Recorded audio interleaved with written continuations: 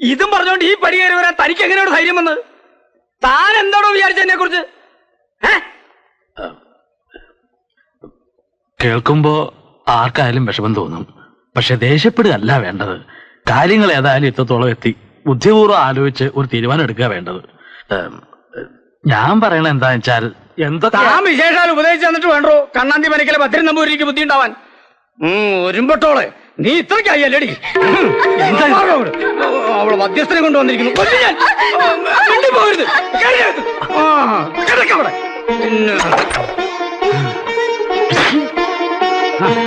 മതിയുടെ പഠിത്തം. ഇനി പുറത്തിറങ്ങണേ ഞാൻ പറഞ്ഞിട്ട്. അസുരവിത്ത് അവിവേകമാണ് കാണിക്കരുത്. മനസ്സുകൊണ്ട് ഇഷ്ടപ്പെട്ടു പോയി, അത് മുറിച്ചു മാറ്റാൻ പറ്റില്ല. തനിക്ക് ഉപദേശിച്ചാ മതി, അതൊരു ഛേദമില്ല. മാത്രമല്ല തനിക്ക് ഇതിന്റെ ദണ്ഡം മനസ്സിലാവില്ല. മക്കളുണ്ടോ തനിക്ക്? മക്കളെ നൊന്ത് വളർത്തിയവർക്ക് അവര് വഴിവഴിച്ചു പോകുമ്പോൾ ദണ്ഡം മനസ്സിലാവും. ഇനി നിൽക്കണ്ട, ഇങ്ങോട്ട് കയറി വന്ന പഠിപ്പുരവാതിലേ തുറന്നല്ലേ കിടക്കണേ. ഇറങ്ങി പോകുന്നോ അതോ ഇറക്കി വിടണോ തന്നെ?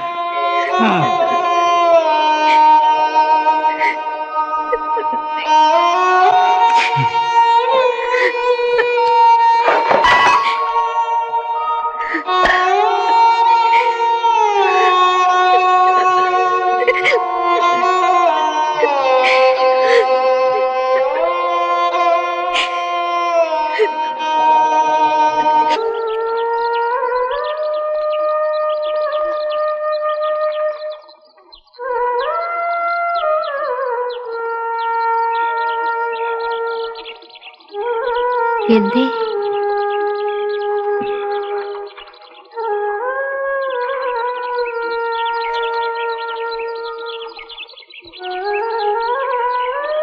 മായമ്മ.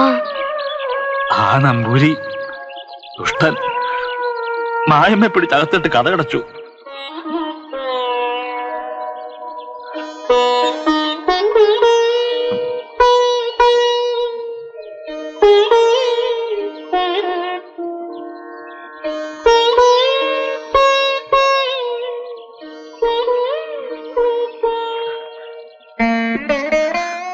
അയാൾ എന്റെ മുഖം അടച്ചാറ്റരുതല്ല ടീച്ചറെ എനിക്ക് വിഷമം.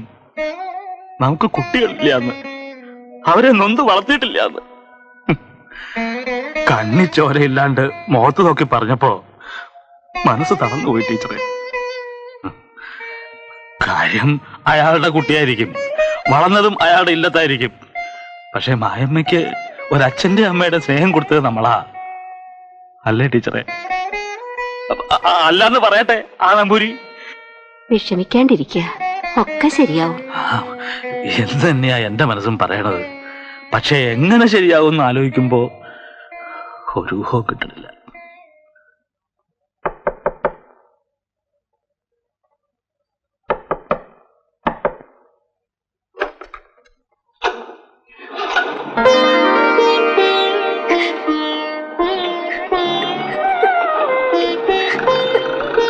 ഇതെങ്ങനെ? രവിട്ടും വൈകിട്ട് വന്നു. അടുത്ത വീട്ടിലെ കുട്ടിയുടെ കയ്യില് ഒരു കത്ത് കൊടുത്തു വിട്ടു.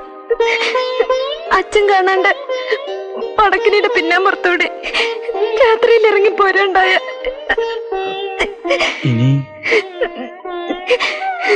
ഇനി ഇല്ലത്തേക്ക് ഞാനില്ല. പറ്റുമെങ്കിൽ എവിടെയെങ്കിലും പോയി ഇന്ന് തന്നെ ഒരു മാലയിടും. എത്രയും പെട്ടെന്നൊരു സിവിൽ മാരേജ്. കയറി ചെല്ലാൻ ഒരു വീടും കൂടി ഇല്ലാണ്ടായി എനിക്ക്. ആകെ ചോദിക്കാനും അനുവാദം വാങ്ങാനും ഉള്ളത് ഇവിടെയാണ്. ഞങ്ങളെ അനുഗ്രഹിക്കണം.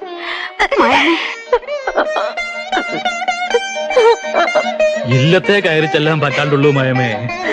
ഈ വീടുണ്ട്, ടീച്ചറും ഞാനും ഉണ്ട്. ഞങ്ങൾ നടത്തിത്തരും. മുന്നിൽ നിന്ന്, അച്ഛന്റെ അമ്മയുടെ സ്ഥാനത്ത് നിന്ന്.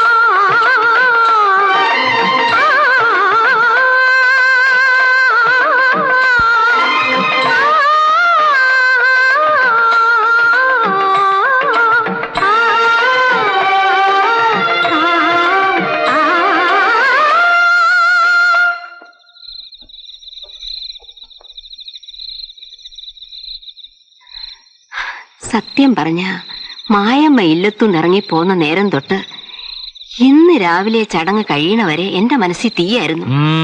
ആ അച്ഛൻ തിരുമേനി ഏത് സമയത്താ വഴക്കിനും ബഹളത്തിനും കയറി വരിക?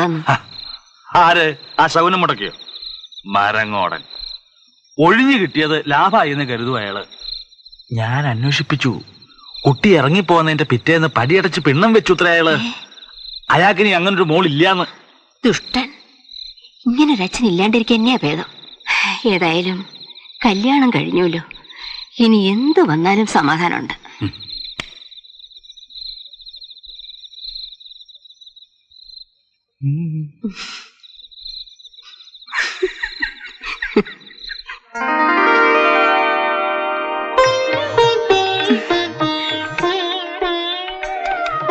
പിടിച്ചേ. ശരിയാണോ നോക്കിയേ? എവിടെങ്കിലും ചെരിവുണ്ടോ? നിക്ക്. ആ ഇടത്തെ ഏറ്റവും ലേശം മുകളിലേക്ക്. അയ്യോ പിടിക്ക്, ഞാൻ വീഴും. വീഴട്ടെ. അയ്യോ ഞാൻ വീഴുവേ, കളിക്കില്ലേ. സുഖമായിട്ട് വീഴുന്നോട്ടെ, ഞാൻ പിടിച്ചോ. ഇറങ്ങിക്കോ. പതുക്കെ. ഇറക്കി വിടുന്നേ വേട്ടാ. കളിക്കില്ലേ വേട്ടാ. വേണ്ടരേ വേട്ടാ. അപ്പുറത്തിപ്പുറത്തൊക്കെ ആൾക്കാരുണ്ട്. കണ്ടാലെന്താ?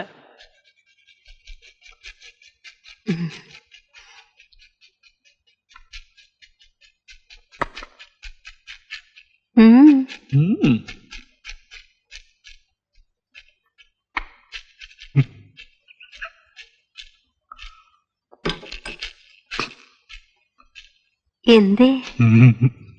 എന്താണെന്ന്?